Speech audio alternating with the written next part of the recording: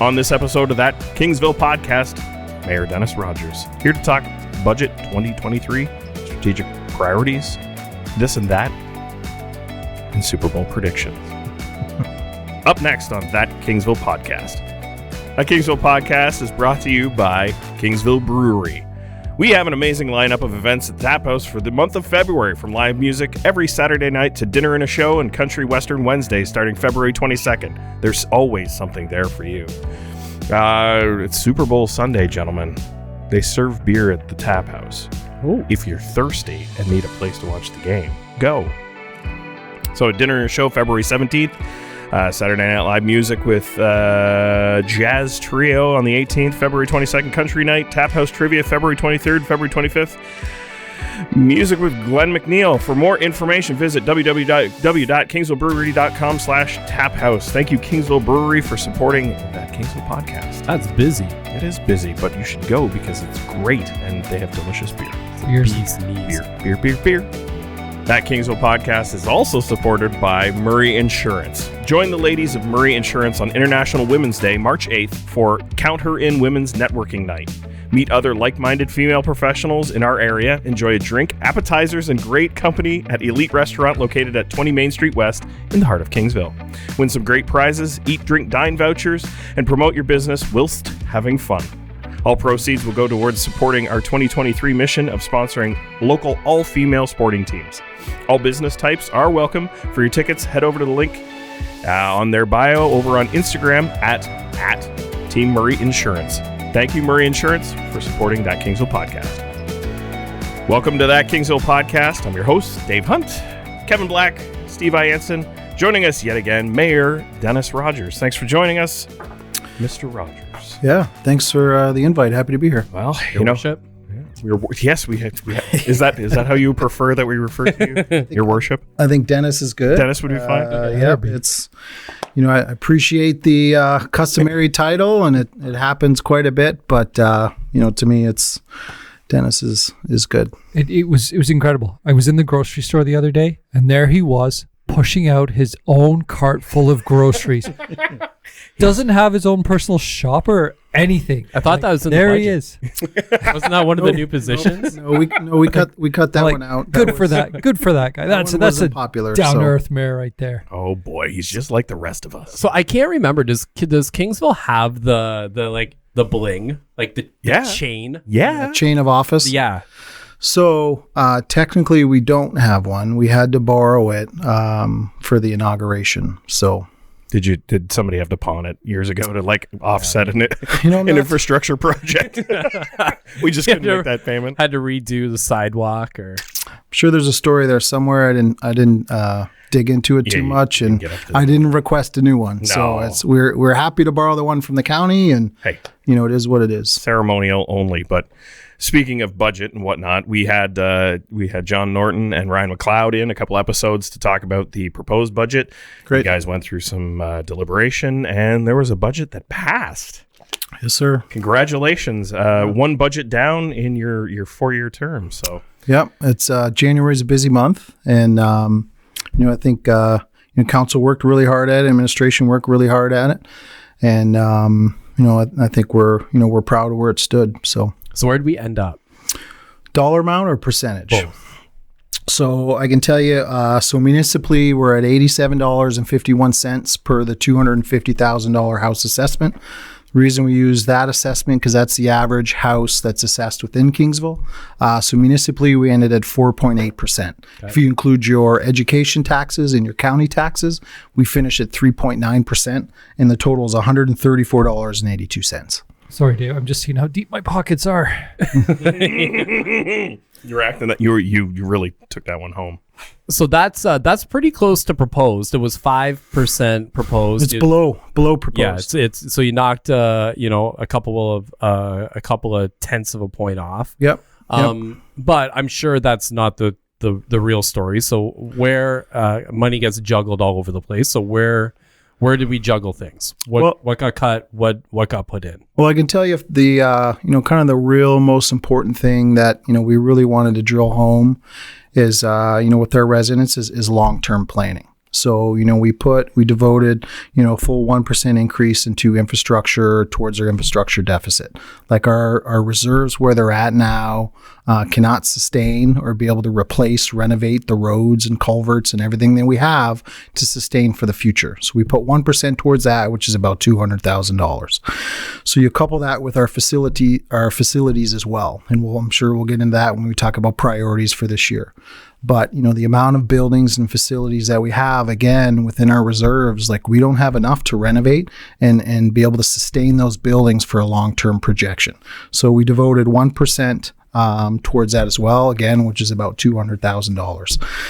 And another percent we put towards our school properties. At this point, we haven't come out and said, hey, we're definitely which ones we're going to buy, both, one, or what have you. But we just want to be able to put ourselves in a position to be able to purchase those, if possible, when that opportunity arises. So that was 3% of the increase, just investing in our future. We had a number of capital projects which have to get done. So we're happy to say that all those were approved. And then we looked at some some administration stuff. So historically, Kingsville's been, lower staffed, and that's been because of the tax base. And, we found, over the last 5-6 years that the need and the requests for service levels have increased over time. So, we added some staff to that. We added a full-time public works staff. We added a full-time Parks and Rec staff. We added, which will help for plowing, which will help for grass cutting, which for help for, the expectations of service levels. And we added a new position for customer service. And the reason for that is the top priorities of the previous council, customer service was kind of at the top of it. So this position is going to help support the office staff within there. They're going to be able to fill in within Public Works. They're going to be able to fill within Parks and Rec, kind of across multiple departments, just to be able to get back with our residents when they have a tracking number or an issue, be able to provide more feedback, be able to really reduce that wait time for our residents. Because that's something that we're hearing. That's something that some of the complaints that we hear. So that's, I was happy that, because to me, and I come from the customer service world, and to me, it's, it's got to be easy for us to do business and grow business and business to come here. And, we can't do that without increased communication. So, I guess that's the long-winded kind of answer of. I find the number interesting, and I do feel it's justified. And I say I find it interesting because based on sort of recent budgets, it is a little bit higher. And the interest comes for the fact that there are 4 members of this council who were on the previous council. So was it a tough sell for some? Did everyone was it a unanimous vote? Did everyone buy in? Or, do you think maybe some of them realized that, hey, you know what, we've been quite parsimonious over the last 4 years, and now we're going to have to play catch up? Is that a big word? Yeah. That's one of my wife's. That's one of my wife's words, and I'm like, I got to give her. Yeah. Thank you, Tammy. I was waiting for that one. I knew you guys were going to. Let me just Google. No, persimmon. No, I'm not looking like to say to pick on any one or any sort of group here. I'm just like it's a different council. I understand that. Yeah. But it's a swing from where we've been sort of the last few years. For sure. Well, I think it's, I think it was maybe 8 or 9 years ago that they actually passed a budget that was 5.5%. So it's not even the highest budget that's been passed in the last decade. But to kind of answer your question, I think our, all of council was on board in investing in the future, right? And it's one of those that, and I'm thankful for the team that I'm a part of, because I've really pushed, that team environment and that team vision for us to be able to plan and set a vision outside of our next 4 years. So everybody was on board for that, which was great. So at the end of the day, there's always, some stuff that are important to different councilors and as far as budget amount. But, the commitment to the future, I think, was kind of unanimous. And I think some of the details, we kind of went back and forth on as far as staffing level. But, but I even think that, there was kind of, I wouldn't say an overwhelming, and, you see the vote speaks for itself as far as the commitment to administration to increase service levels, for our residents. So it's, I think the team was pretty unified in what they wanted to do, what they want to accomplish. And at the end of the day, And this is, kind of, what I'm saying is, we had a proposed budget. We were able to pass every capital project that was proposed to us. We were able to save for the future. We were able to invest and add more within our administration. And then we also cut back from the proposed budget. So we saved some of our residents some dollars. So anytime that happens, that tells me that council's working hard towards making that happen. That tells me that administration is working hard to working with council to make that happen. And, the end of the day is, I was happy where it landed.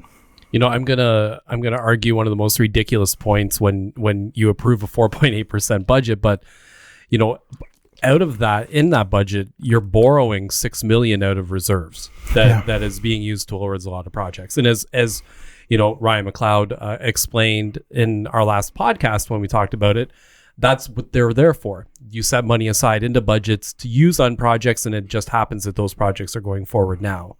But at the same time, you're pulling out $6 million and you're putting back $200,000. Are you worried that down the road you're going to get to a point where you don't have that reserve kind of buffer to be able to offset some of those tax increases? Yeah, for sure. I mean, that's always a concern, right? Because that brings our overall reserves down. And, you look at our neighbors across the road, they got about $100 million in the bank, right? And I think after this year, we'll be just over 10. So, but with that said is, sometimes you need a short-term strategy to sustain the long term. So if we did a year over year this way, it's not sustainable, right? But for this to be able to take care of, some of the capital projects we have to take care of, and then now to start investing in our infrastructure, it's it's a smart move. Because one thing we laid out, and we have strategic planning the end of this year. We're going to be looking for the Kingsville 2040 plan. That's kind of where we're looking at it.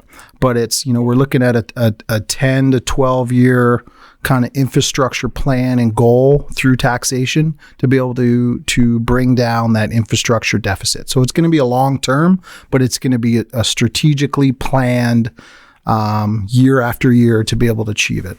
So after you've gone through the process, do you think Dennis Rogers a year ago would have been okay with this budget? Would have been okay with the 4.8%? And honestly, I do think it's totally valid to say no, because now you have a different perspective. Yeah, perspective, understanding of some of that spending that the majority of the public doesn't have an understanding what goes into budgeting. Yeah. You're probably not gonna like my answer, but I would say I would, because to me, if you sat down and told me that now we're starting to invest in the future and we don't, we have a severe infrastructure and facilities deficit, which we do. Like, to me is, I plan my family to be here for a long time, right? I plan my business to be here a long time. So it's, we're dug in. We're going to be here for a long time. So if you told me part of this is of this year is investing for a long-term plan infrastructure for facilities over the next 10, 12 years to solidify that sustainability, I would support that 100%. If you tell me my kids play baseball and they play soccer, and I have my business, our drivers, they drive on roads and what have you. So if you tell me we're going to increase levels of plowing and cutting grass and all that stuff, I'm on board. Like, I'm a firm believer that the end of the day is you pay for the service level that you want. And right now, our residents, they're dictating a certain level of service, and we have to live up to that. Maybe an inch of snow won't be a winter emergency. Yeah. Maybe. Winter event. What's the feather in the cap? What are you proud of? What's it doesn't have to be big. No. What's the one thing you look at? You're like, hey, that's a biggie. That's something that I'm going to be happy to see. Didn't I joke about a balloon guy? Yeah. When John, someone just blows balloons. Someone will just shoot them down anyway. Like through the budget, you mean? Yeah. Yeah. Oh boy. I don't know. I think, man, I'm boring. I'm so boring.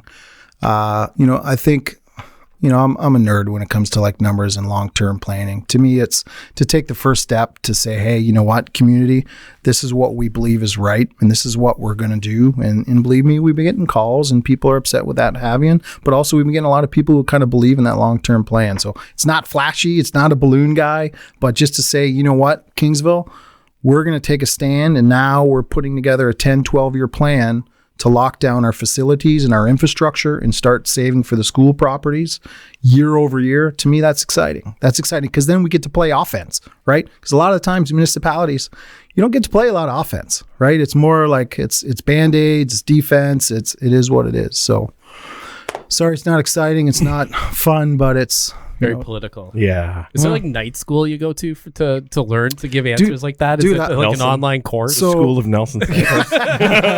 So I've been a politician for like 90 days. So Dennis Nelsoning us already. Yeah, he is. He's already given. Yeah, listen, learning from an expert. Let's be clear. I've been a politician for 90 days, but it's I don't know. It's it is what it is, right? It's not a bad answer. I guess the easy thing for critics to say is, oh well, they're there now for the next 4 years, so they can throw this number at us. And do I expect this same number in 3 years?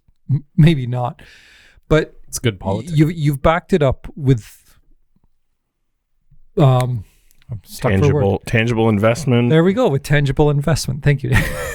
Well, I think too, though, and this is one thing that, once all the budgets from all the municipalities come in over the next month, because a lot of them are doing in the end of this month, is, I'm going to have our finance team provide to me a rollout of all the municipalities and where we ranked. And, I can tell you, like every county council meeting I've had, and, I'm talking with another mayor and another municipality at least once a week on budget and different stuff. And Kingsville's is, I guarantee you we're not going to be at the top. Right. So this is a tough year. Like you look at county council with the budget that was passed there, right? Like that was the highest it's been in a long time. It's a tough year for budgeting, and it's, we don't want to hang our hats on inflation, but, municipalities aren't immune to that. So to me I look at other mayors for perspective and what they're doing. And, there's a lot of high 4s and 5s out there. And just to say though, and this is, if I can kind of piggyback the dollar amount argument, is that, if you're looking at percentage, 1% increase in Kingsville is about $200,000. 1% in Leamington is over $300,000. So for us, if we had a 4 or 5% increase, we're $800,000 to $1 million. And then for them, it's 1.2 to 1.5 million. So that's kind of your apples to apples. So that's kind of the approach that we took of, the dollar amount being able to budget in a tangible amount. And if you want the percentage, sure, here it is. Absolutely. But to me, I feel as a family, I like dollars because it's like, I know what I got to save. We got some things, scheduled for the future. There's a lot of critics out there, right, who don't think that developing properties like the schools in surplus should be a responsibility for the town of Kingsville. Why is it with your council that's now going to be one of the strategic priorities going forward? What are we driving with this council and the importance in that kind of investment? Because we own a lot of properties in this town, right? The Unico, the Grovedale, the Pavilion, Cottam Library, right. Ruthven Library. Right. A lot of properties owned by the station. All right. So why do we need to continue to invest more in the school properties? 1, 2, all 3, who knows? Yeah, well, I think, to answer your question, it sounds such like a politician. You're a politician. I know. You're allowed to sound. Remember that election thing that we had last year? And you won. But to me, it's like, how can we afford not to, right? Because to me, it's, the end of the day is, we have the first rights to be able to purchase, let's just talk about the KDSS property. So, to me, I'm always been, best case, worst case scenario person. So worst case scenario, we don't purchase that property. What if we have a developer or someone outside of our town purchases it and just lets it sit? Yeah. Because that can happen. That's a real thing that happens. And I think we can even look to our neighbors of stuff when we've seen a school where it sits and stuff like that happens, right? So to me, again, I think we got to affect our own destiny. And I think within that property, we have some opportunities as far as, housing and other facilities. And I've even seen like a concept of town hall there and, stuff like that, right? There's a lot of needs that Kingsville. There's a lot of needs, but at the end of the day, like if we're going to purchase that property, like, don't quote me on it, but you're probably looking a couple million to buy it, right? And you're probably looking, a couple million to knock it down.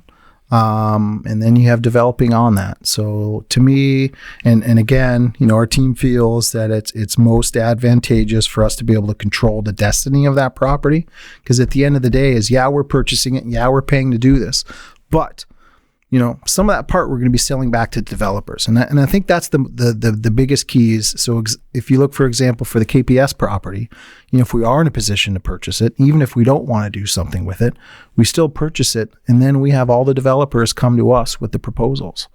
Right. So to me, it's you control that more than anything else. And then we have public feedback and public input on that stuff. Right. And to me, it's like you can't lose with that scenario. It's the argument where with the condos going forward, 183 Main, when you go to the tribunal, ultimately, if a developer owns the property, they have a right to be able to develop the property. We won't win. And you can't win. Yeah. And this way, if the town owns it, sets out those stipulations in the contract and offer to buy, then you're able to actually have teeth and say, this is what's happening.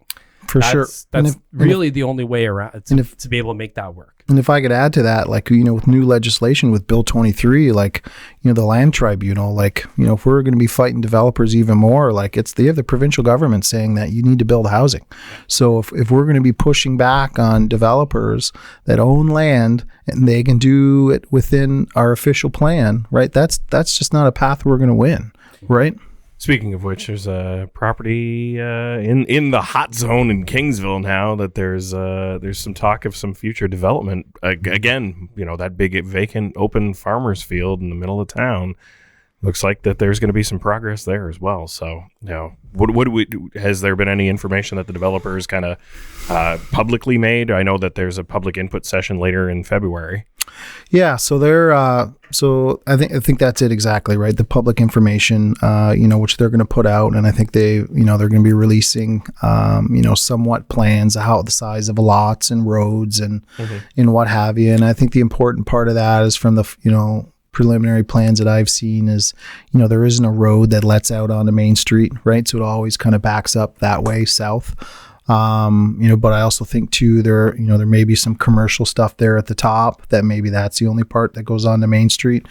So again, just preliminary, what I've seen, of course, things can change, but it's, but I can tell you, per our provincial government and per this Bill 23 is that, they're pushing municipalities for us to be able to develop, within the areas, within our primary areas. Right. So that's a prime spot. So it's within our settlement area. It's the primary settlement area. It's a spot. So that's another one of those, what's the argument against sprawl? Yeah. Right. That's making sure that you're not ending up with just subdivisions out all over the place.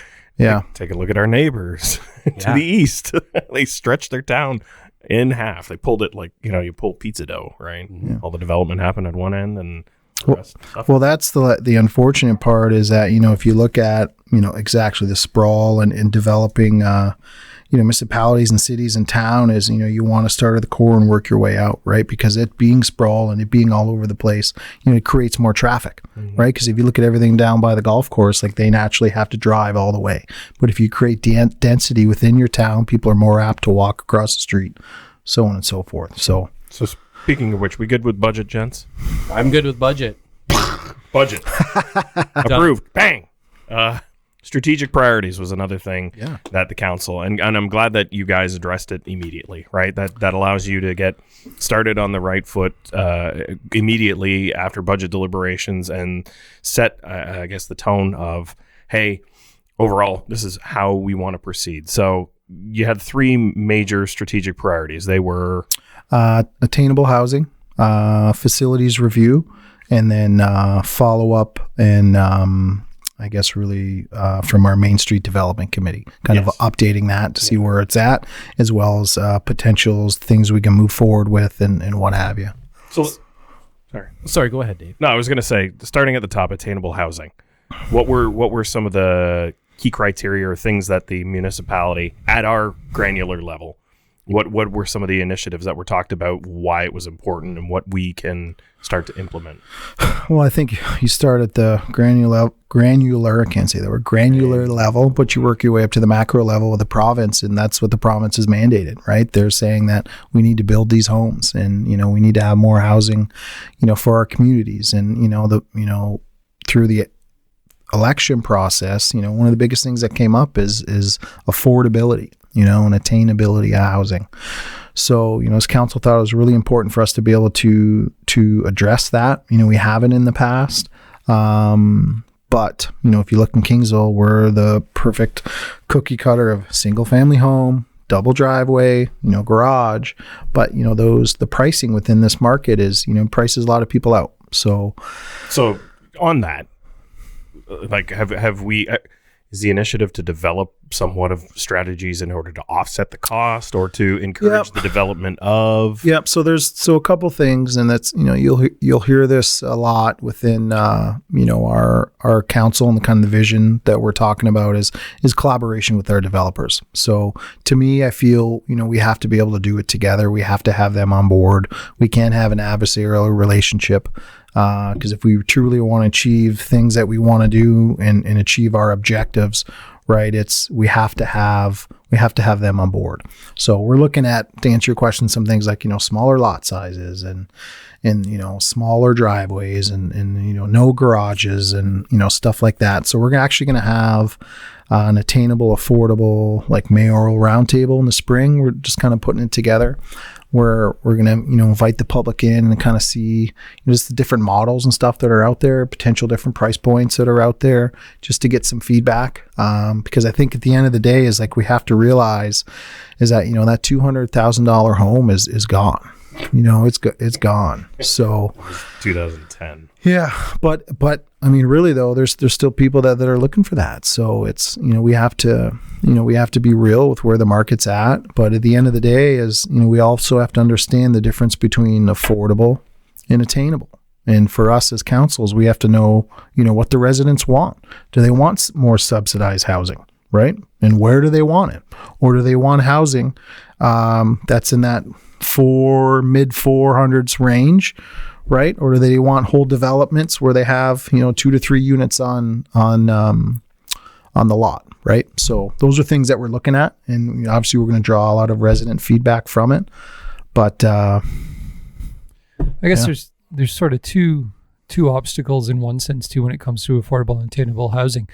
One is obviously location, and I know there have been proposals in the not too distant past that the location isn't what some might say ideal. For affordable housing, you're looking at people who maybe don't have vehicular means to get places, so it needs to be within walking distance or an affordable cab ride. So location is key. I guess the other thing though is the fact that it's what can be put in place to maintain an affordable level of rent or ownership, because ultimately it's the market that drives up prices. And if I'm a landlord and, I'm charging X amount of dollars, but then I know people want to live here and I know people will pay X amount of dollars more, all of a sudden that attainable and affordable home for many is gone. Yeah. So are there parameters that can be put in place to sort of ensure that if you have a home and you're making the payment, however it is, whatever it is, that's your home. You're able to stay there unless obviously you default or something. Yeah, no, those are some, some concerns that came up right away. And, one of the big concern that I have is, if we're working with a developer and we have be it a community improvement plan or be it's waiving development charges, so that now they can offer the house, because I think it's technically it'd be 20% below market value. So 80% of market value is deemed what attainable is per our provincial government. So what stops someone from, buying 10 of them, right, and then flipping them for market value?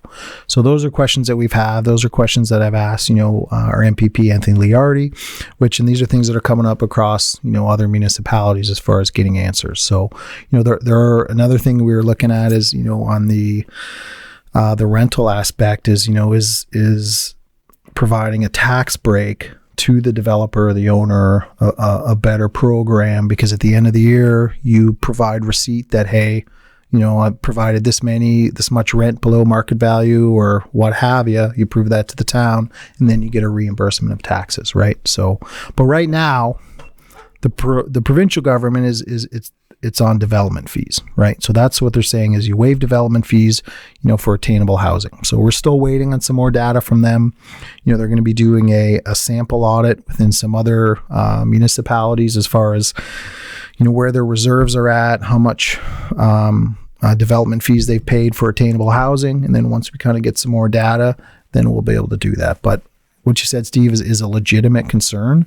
And because at the end of the day, if you look at a development that has, I think, 200 units for us, that's over $1 million in development charges if they wanted to do per that program, right? So, we want to make sure that we are providing housing and we're providing, options for those who need it most. But at the end of the day is we have to be fiscally responsible with our town, because that's the money that we use for infrastructure. You don't see a situation where Kingsville's funding it, waiting for the province to dictate. Well, I'm being told that we should wait for some information, and I wouldn't say no and I wouldn't say yes, and there I go sounding like a politician again. But I think but the nice thing is the great thing is we have some developers that are on board. I'll tell you, we have 3 or 4 developers that are on board to build attainable housing in Kingsville. And that's tremendous. And in the conversations I have with, other municipalities and other mayors is, they don't have that, right? So we have that on board. We have the infrastructure, right? But the end of the day is, we still need to know, is this what our residents want? We're hearing it here and there, right? But when we have public information sessions and stuff like that is, do they want it in their backyard, right? So that's the ultimate question. And this already happened, right? Yeah. They had affordable housing working group. You were on it, weren't you? Committee Dave. And Kev, I was. Thanks. And they came up with a list of recommendations, and then as soon as the council chambers filled with residents that were upset that was going to happen, it got mothballed and never went forward. Yeah. Yeah, it's a hot button topic, and by no means do we expect you to have all the answers right now. It's just a matter of, hey, it's one of those. It's tough. It's horribly tough, and I'll bail you out for this. Not that you were going to make commitments today on our little show that 19 people watch, because we're up to 19 now. But Kaylee's watching, so you might have 20. Oh, hey, Haley. But yeah, so it kind of leads into the next strategic initiative of building review and facilities. So take us through what that kind of thought process was with the council. Yeah, so we have obviously we have a number of buildings and facilities within our municipalities. We have 3 libraries, right? We have an arena, we have Grovedale, we have Lakeside. What's that again? So it's I think that'll be your next podcast. Box? Yeah. Ridgeview Park. Yeah, Ridgeview Park. Brilliant. We have Lions Park, Unico. Lighthouse. So there's there's a lot of facilities that we have, and some of them needs to work. So we're getting some engineering assessments on some of them. We're just doing overall renovations costs on more of them. We're looking at our user groups as far as how full they are and how much they're actually being used. And kind of the mentality is we're going to gather all that data, and then we're going to throw it on the table, and then we're going to see what the plan is, looking towards that long-term vision. And you're not, and we're joking, but it's not just buildings, I would assume. You're talking soccer fields, ball diamonds, everything. Pickleball. Yeah, we're I guess looking. pickleball's brand new. Yeah, but the arena, Get it out of there. arenas, arenas. You just made so many enemies. Wow. I cannot confirm nor No, deny. we're not getting rid of the pickle. They just put it in. Yeah, And but the arena's a big Fastest one, growing right? sport in North America. Yes, it is. Is it really? Yeah. It was a couple of years ago. It's still, Sure it is. yeah. It's taken the world by storm. Have you not seen it on ESPN 8, the Ocho? They actually have it. Oh, yeah, it's on TV. I've watched pickleball. I'm sorry. There was no sports last weekend, so he's just flipping around the dial. Yeah. So anyway, It's that dead period. Yeah, well, yeah. Super Bowl this weekend, right? Get your bets in. But yeah, you're evaluating what the utilization is of all the resource or all the assets, and then is there the intent to review in order to make sure that utilization is increased, or is it a matter of defining what's surplus or what's what is a necessity for the town going forward? I think it's all of the above, buddy, to be honest with you. Like, I think it's, what are our needs we're going to need. Can I make a suggestion? Yeah. How about we look at what the rental fees are for some of the facilities? Because I think there's one that's very disproportionate to the rest of them. Yeah. So that's actually, I think user fees are on the agenda for this upcoming council meeting. So yeah, it should be. Yeah. Because I think there's one that's underutilized because it's so cost prohibitive. Yeah. So I think that's the thing is like, do we push the racquetball court with the balcony? Hey, did it get the $50,000 worth of improvements that we got from COVID relief? It did. Yeah. Hey, curtains and can't wait to see it. Yeah. Yeah. Is that racquetball with Nobody the balcony? I haven't heard that curtains for you. I'm sure there's some that would. Boy, oh boy. Anyway. Then what else was there? Is that it? Well, was there more? I was just going to say about the consolidation, and that's interesting. So you did say you are going to be taking feedback from the user groups. And I mean, I offer a little bit. I know, and I only know this because there was one lady that stopped me one day when I was out, and long story short, she indicated that the Unico was a great facility because, especially in the fall and winter, if they were to drive to the arena for their meetings, it was too far for her. Mm-hmm. The lack of light, I'm sure that's going to be mentioned, but I'll relay that message to you now, just so you've got it, for sure in your data. But. No, for sure. And we've definitely heard it, right? So is it, is the Unico building going to be for the future? I'm not sure. We'll decide on that, right? But is there users that can go from the Unico and they go to the Grovedale where there is a covered spot for you to be able to go in there? There is an elevator in there, right? You can walk within the building there. There is proper lighting. So there's, those are things that we're just looking at across the board. So, I mean, again, we're working with Adam Craig, who's the CEO of the library board.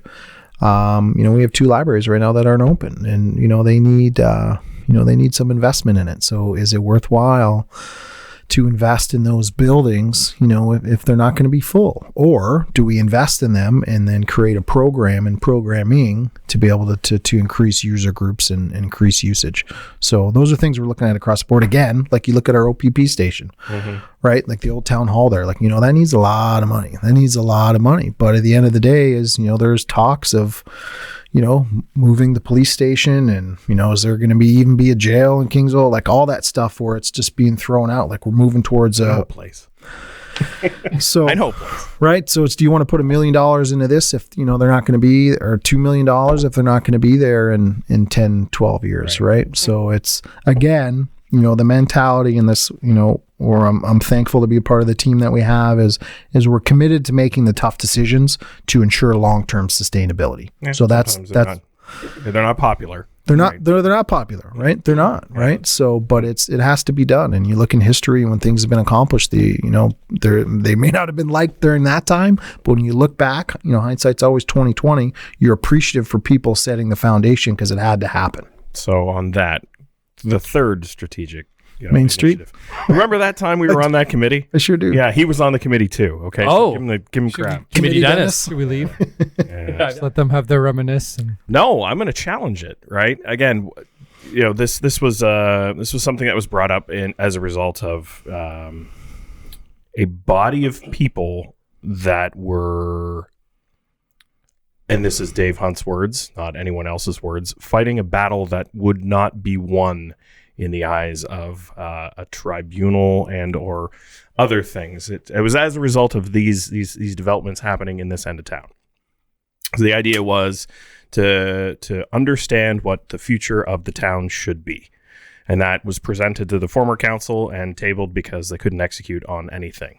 Now, with that being said, we see some vacancies in the Main Street corridor. We see some businesses that have left. We've seen some that have unfortunately had to close because of economic conditions. Is this now more so a more important thing that we should execute because we're talking about things like facade and walkways and signage and development limitations, rather than bolstering our economic development and ensuring that we have businesses to utilize the space? Mm-hmm.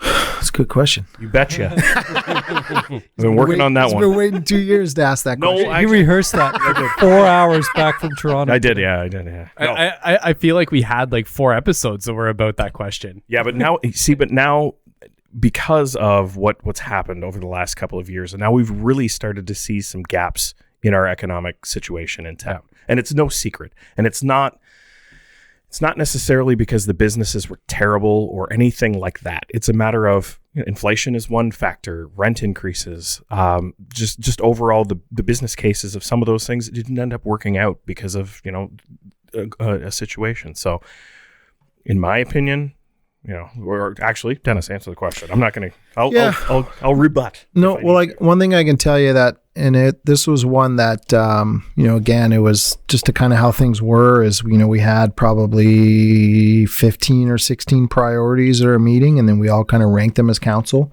And, this was number 3. We're looking for a top 3 for this year, and Main Street came up there. And I think to start it off I think the reason why it happened is through the election process is, it came up over and over and over and over again is that, our downtown core is the heart of this community, and it needs to be preserved. And, those businesses, they need to be supported. It needs to be full. And when someone comes into town, that's the first impression they have of Kingsville. So, I know I heard it a bunch. I know our council heard it a bunch. So I think that, that being established as a priority, really kind of committed to that aspect. And I can tell you one thing, that working with our economic development officer and tourism officer, Sue Rice, is now one thing we're starting to do with our CEO is reaching out to all the landlords within town. And we're going to have personal meetings with them. And just to kind of see, their mindset, whether they're from out of town or not out of town, and what their vision is for the future, and kind of set our Kingsville vision for the future, just to kind of see the perspective. So that's something that hasn't really been done before. So that's one thing we're going to tackle, and I'm happy to champion. But I think looking at different things as far as streetscape and signage, and, those are things that came up during our priorities. So it's, maybe it's an update, maybe it's a plan, maybe it's a report of how it looks, maybe it's just finding out how much more work it's going to be. But it's, was established as a priority, and council is going to hold administration to it. So I think on the other side is, you look at because there's other elements that was to Main Street development, right? There was heritage and there was traffic. So I think just a couple updates of, just as far as traffic as, we're working on the West Side Collector Road, right? So that's one thing we're looking to alleviate traffic. We're looking at more downtown core density as opposed to the sprawl. So I think those are kind of more update things. I think we've clearly established a need of the east to west roads we lack within our town, right? So is there more opportunity for those? And those are some things we're looking at within some developments coming forward. So, I think just me being a part of it, I'm glad that this is going to be updated and presented to the public. And then, I know there's people within the public that are glad, because at the end of the day, at least needs to be updated, because there has been stuff that's been done. Absolutely. Right? So we at least have to tell the residents, hey, it wasn't for naught, right? It was not. We didn't waste your time. Here's where we're at now, but here's some things that we could do. And then you go to the residents. Is it worthwhile for us to spend this time and money to develop the streetscape of, 1.2 kilometers. Yeah. On a county road. Now with the idea of you being a champion of the Main Street development, there will be critics that will say that maybe you shouldn't even be voting on issues affecting Main Street development, because you are a landlord. For sure.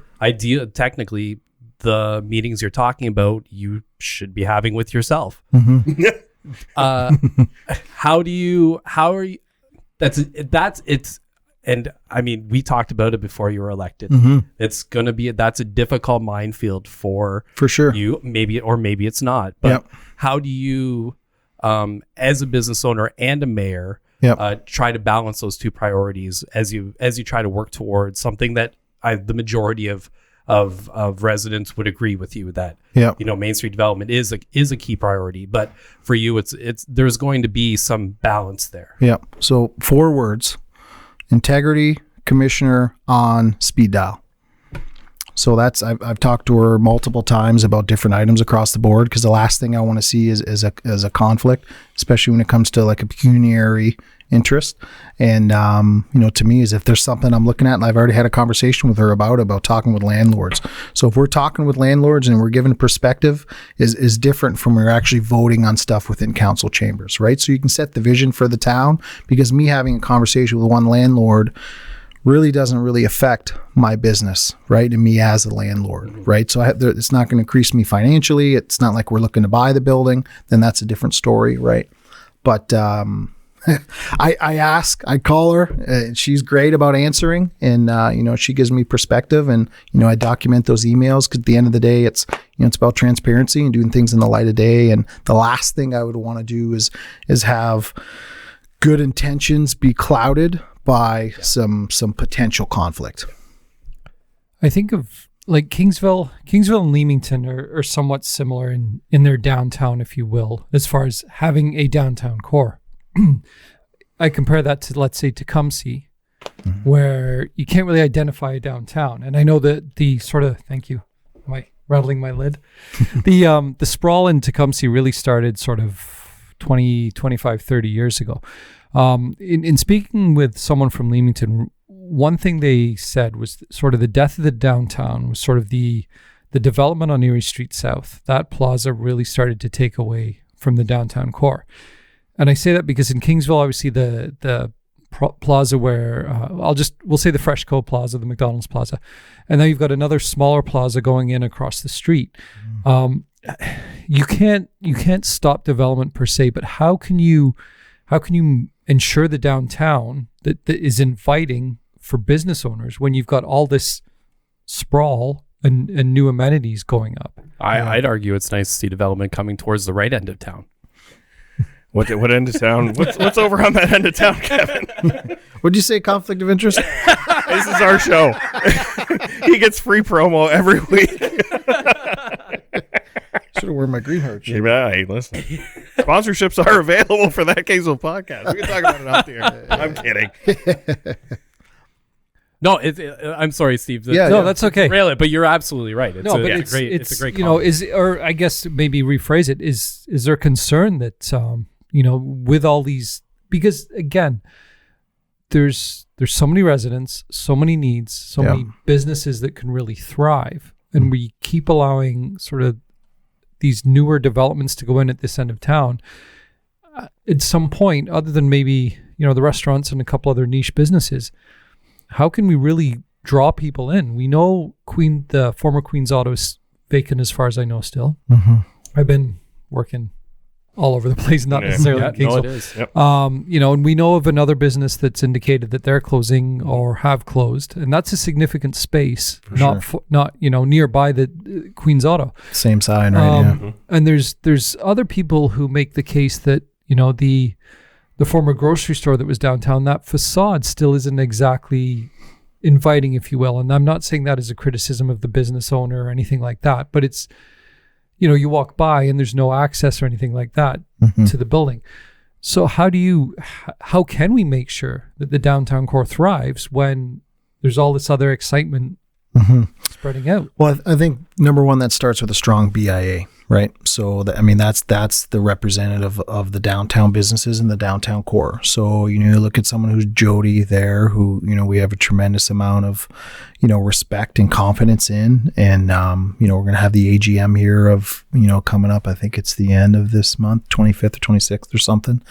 But at the end of the day, the BAA has to be strong. They have to be a leader, right? They have to provide support to these businesses. They have to be able to provide levels of support and service to new businesses coming in, right? New businesses coming in, they got to be able to know, where they're going and who they talk to and how it works and what the questions are. So if we alleviate some of that education gap, and it sounds political, but to me, it should be easy for businesses to come in, for them to be able to start, for them to be able to grow, for them to be able to thrive, and for them to be able to move forward. And if we create that kind of culture, it starts with the BAA downtown, and we're starting to do that. So that's one thing that's exciting is And I gotta come to his rescue too, because the town finally added an economic development officer, and it's now become a priority for the municipality. Right? These are the things. No, and that's good. And this is why I'm asking the question, because I was going to say that, Dave, but there are people. I got to it. You were politicking around. You were helicoptering around. Yeah. No, but the next part would be simply too is if I can go to, let's say, a new business in that plaza, and I know I'm going to be able to park my vehicle and get in there. So I need an auto part now. Beautiful new facility. Sure, it's a drive, but I know I'm going to be able to get parked. Mm-hmm. The plaza where the medical center is, obviously that new building is fantastic, newer building, but obviously it took away a lot of parking spots, and that is a regularly full parking lot. Mm-hmm. That's privately owned. Right. Yeah, exactly. That's not municipal. No, I know. I'm saying spaces. Yeah. Spaces, No, you're not. right. Oh, you're right. So, what is there anything we can look at just for parking purposes too? And as an aside, and I shouldn't go here because I use this spot, but it was discussed a few years ago by a municipal staff member that lots like where the library is and behind the post office are used by employees of businesses downtown when technically they're there for public parking. And I made the case that yes, but where can they park? Can they then you're going to see them, they're going to park, and then every 2 hours they're going to come and move their vehicle. Mm-hmm. So they're still going to be parked there. So at the end of the day, parking, what can be done to ensure that people want to stay downtown? Because we don't have public transit to say, hey. Yeah, for sure. But I may have to disagree with you a little bit, because I think in comparison to other municipalities is we have a tremendous amount of municipal lots, right? Like you look as far as Leamington wise, and that's one thing Hilda tells me all the time. So you guys and all your damn parking. Yeah. Because, so we have a number of those. And I get the aspect. To me is, I've operated business, like anytime I've parked, it's always at the last spot, and you never take a spot for a customer. And I get that part, right? But to me, it's one of those, the spots are there, but I'm also a firm believer that, if you build it, they will come, they will find parking. So I think we're in a pretty good spot as far as parking levels. I think it's. Yeah. And I guess at certain times of the day, sure. But if you're going to pick up or drop off your kids on a Tuesday or Thursday night at karate, and the restaurant businesses are full and everything. No, all I'm saying. You can't blame them for decisions that were made. No. I'm just counteracting the parking issue. Yes, It's just throwing it out there. Because you've got private lots and the signs actually state parking for businesses, these businesses only. Well, one of them's open. Mm-hmm. One's open at after 7:00 on a weeknight. Do you take your chances? Can you take your chances? I take my chances all the time. You know why? Because honestly, it's not prohibitive for me to not utilize that space, because I know what the economic community is, right? There's a lot of us that convene around that Tuesday, Wednesday, Thursday, when there's karate and dance and everything that's happening with kids, and you use what you can while you can. We're not parking overnight. We're not taking up that space away from. Right. It's short term. And sure, and maybe so fine. Maybe not my best example. I'll backtrack on that one. Sure. But I guess so. You hear the stories of people they want to drop their mom or their grandma or their grandpa or whoever off to get their hair done or to. But where do you put it, Steve? That's thing. That's just it. Where's it go? Can I? We touched on it already. Are we gonna pave KPS? Yeah. Is that what we're gonna do? We're just gonna have a giant parking lot. Gigantic parking lot. Stacker. That's the worst idea. Stacker. Yeah. No. And those are arguments because of just the way a traditional downtown is, right? You look at it through the years and how the parking situation was when there was angle parking, and you go back horse and carriages and whatnot, and the structures were set in that space because that's the way things were built. Mm-hmm. So in short of just tearing down structures and converting them into parking lots, we have to look at those municipal lots, which the town already invested in, where there was that availability. So part of the Main Street Development Committee, and I'll go right back to it, was signage to point to those places to say, hey, you're not from Kingsville. And if you're frustrated that you drive down Main Street or Division, you can't find parking, here's 8 lots that we have within that downtown core. We're sorry they can't be in the most, opportune location, but where is it, right? Short of, again, tearing down a structure and creating a parking garage, which we don't want. Yeah. No, and I guess, to play devil's advocate to myself. I don't want Kingsville to become a concrete jungle. All I was trying to do is make the point of, you've got these new buildings with all this parking that's easy for people to get to. How can we make sure that they are willing to find the spots and stay downtown? The one development that I think pointed to me that they were paying, that the town's paying attention, the administration's paying attention to that, is Starbucks. Because Starbucks came in and they had been trying to move here years, 6 years. And the town kept telling them and denying them no, because they wouldn't allow them to have an access off the main street. And Starbucks said, well, that's a condition of us being able to build here, is that we need access off Main Street. And the town of Kingsville said, no, then fine, like go build somewhere else. Like we have coffee places. We don't need you. And then finally Starbucks caved. And if you go to Leamington, when those conversations were happening at the same time, Starbucks is opening right on Erie Street, and it's mayhem trying to get in and out of there. Yeah. And turning left out of there is the worst.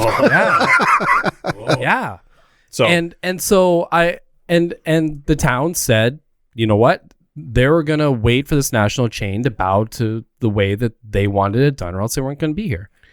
And that showed that they had the fortitude to say, yeah, if another chain comes in, I would hope that they would have that same gumption to say, these are the requirements for you to be able to do business in our town.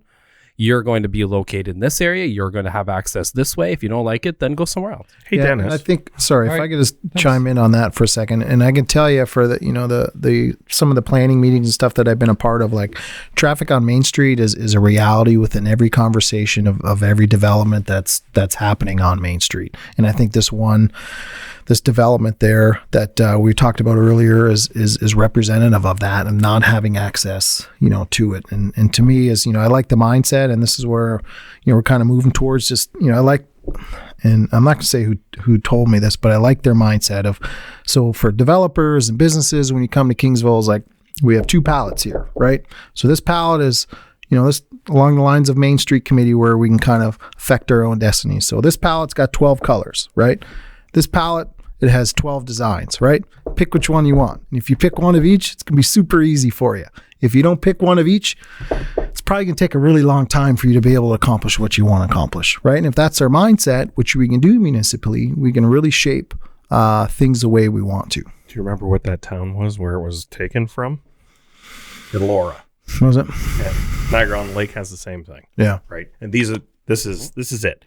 Right now, and this was part of the Main Street Development Committee. And I apologize. I kind of framed my earlier question like it wasn't a validity, but these were some of the things that did come about. And it's playing hardball, where that's counterintuitive the way municipalities used to be, right? You would welcome, you're like, oh my gosh, Canadian Tire wants to locate here. We need this tax revenue. And through the years, the end result is, well, hey, that's a short-term game and a long-term problem, especially for a municipality our size. Yeah. So it's the strategic thinking about how, why, what, and what it's going to look like, and what it's going to imply for the future development in the right aspect. So. And like really, like, and this is something that we've been talking about, is we're in a position of strength here. Like people want to move to our town. Businesses want to come to our town.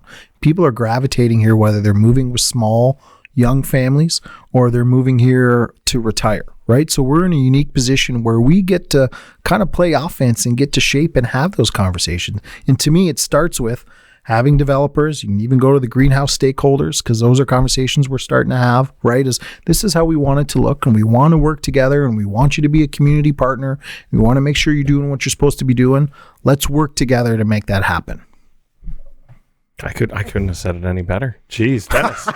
Gentlemen. He's got this down. He does. Like, 90 days, so geez. Do you have your degree from the Nelson Santos School of Politics yet? Or is it like a 3-year program, or did you fast track that sucker? 'Cause boy, oh boy, Dennis. Still compared to Nelson, eh? Is that how we're going? Well, Nelson is the benchmark, so sure. You got some. No, to be honest with you, it's I've been in business a long time, man, and it's to me, it's just you speak the truth, you tell it how it is, and it is what it is, man. Like I really don't get frazzled over a lot of stuff, and it's I've had to say no to a lot of people over the last 2 decades that I've been in business, but at the end of the day, is you treat people a certain way. It's you learn how to say no the right way, because people still at the end of the day they want to hear an answer, but you'll never lose building a team, supporting a team, and laying out a long-term vision. And to me, that's exactly what we're doing.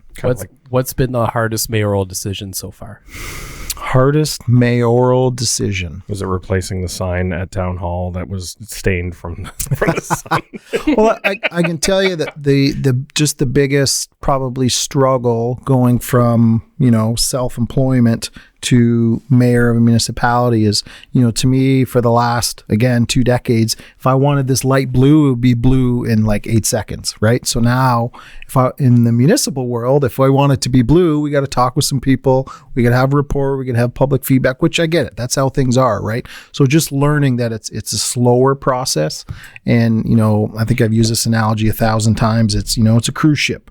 Right? So you just got to go notch, you got to go notch, you got to go notch, you got to go notch, right? In my world leading up to it, like if I wanted to crank the wheel and go this direction, Friday we're one way, Saturday we're doing something totally different, right? So to me, it's hard for me. I just say that's where the learning curve is just realizing that it's going to take more time to be able to do it. But, I got good people mentoring me and helping me leading along the way and keeping me from pushing the gas pedal too hard. So. Yeah. Dennis, we're not going to let you out of here without getting a Super Bowl prediction. Ooh. Because, we are somewhat of sports fans here. Yeah, so me too. It's significance. So I guess we're all wrong. We are all wrong. So before I do that, I got to ask what everybody is eating for Super Bowl. Chili. Okay. Super Bowl is chili. Is it chili? You're a chili guy? You're darn right. It's chili dogs, chili. Yeah. Everything. Well, it's a day process, right? Yep. So you do all the prep in the morning. You simmer it down, and then by 6 o'clock, when it's getting ready for the national anthem, you're sitting down.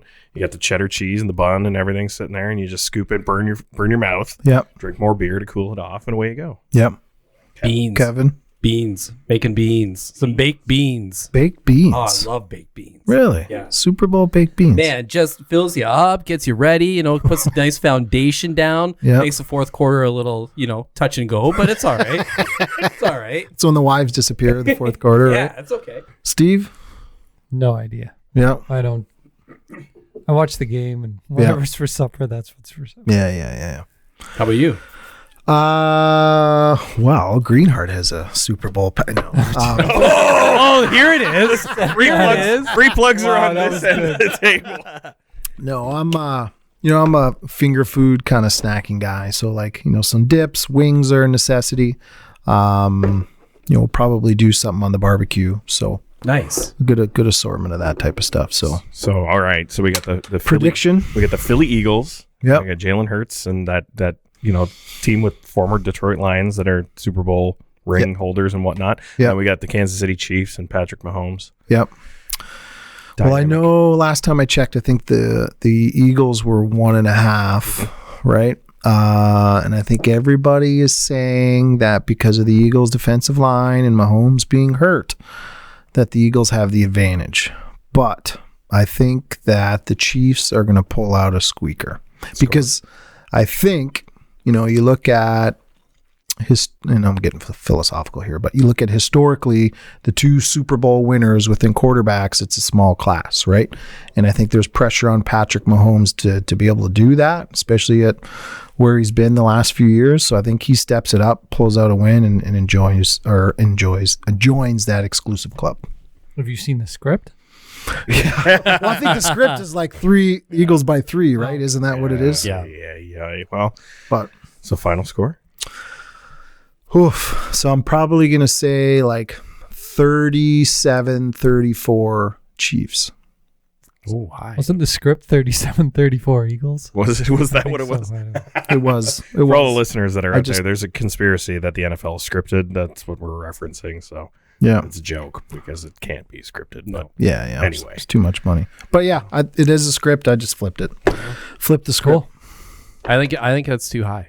And I think the Eagles. Defense is gonna roll. Yeah, it's gonna. I think it's gonna be boring. I think it's gonna be a boring game. Yeah, no, I hope not. I hope your pick is right. I don't know. Well, Rihanna will be there, so that's all cool. Does anybody watch the halftime show anymore? Well, we did last year, right? Last year was Snoop- probably That's where my one wife of the and best kids come ever, in, right? Yeah. And it was, well, because it was of our era, right? Like Rihanna's generationally like after us, and Yeah, it's hard. Yeah, for sure. but yeah, I guess so. No, you think low score? We got a high score over here. Did we guess last week? We all picked the Bengals to be there. Yeah, whoops a daisy. Whoops a daisy. All right, Steve, score. Eagles 28, Chiefs 24. Kevin. I'm gonna go 21-17. 9-6. Do you remember what was that? Wasn't that Super Bowl like 2 or 3 years ago when it was like no score until the third quarter kind of thing? So Was that 2 years ago? Yeah. I think it was 2 years ago. Wow. I'm 28-14 Chiefs. Oh. Wowza. Chiefs. I wanted to say Eagles, but you know what? Mahomes knows what it's like. He's been there.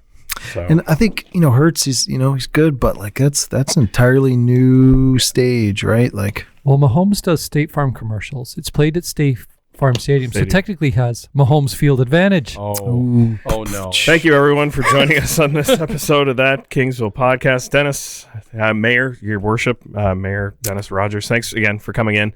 We appreciate the insight. Again, great start for the council. Budget passing, and the strategic initiatives getting started on the right foot. So, thanks again for taking the time to join us. So. anytime. And if I can just add to, the latter part of this year, into the fall is when we're looking to be doing our long-term strategic plan. So we passed in the budget, bring in a third party to be able to set priorities for the remainder, of this council term as well as into the future. And one thing we established this year, I'm sorry if I'm going over time here, is that we thought was really important is that, this year, this council, administration took a lot of time for training and going over policies and procedures, with council, which historically hasn't been done. And one thing we're kind of looking at now, just to set up the next council, is obviously we want to set up a blueprint for the future. And if they follow it, they follow it. If they don't, what have you. But that first year is, we're setting priorities and plans, for the next 4 years starting next year. So there's always that overlap year, right? Which gives council the opportunity to be able to congeal, work together, figure out, establish their priorities for the year, and then sit down what they want to accomplish for the next. So that was one thing we thought it was important, just to not just say, okay, next council, you figure it out. Your problem, not mine. But if you give them at least a year of overlap, that gives them time and opportunity to be able to work together. Because at the end of the day, no matter what it is we need time to be able to work together and figure out each other. And granted, we're not always going to agree. Policies, we're definitely not going to agree all the time, but agreeing on that principle is it takes time to be able to do that. And that year will allow that next council to do it. Again, you're well on your way to that degree for politics. It's all the podcasts I watch. Yeah. Oh, yeah. Not this Definitely. one. Thanks again for joining us on this episode of That Kingsville Podcast. We'll see you next time.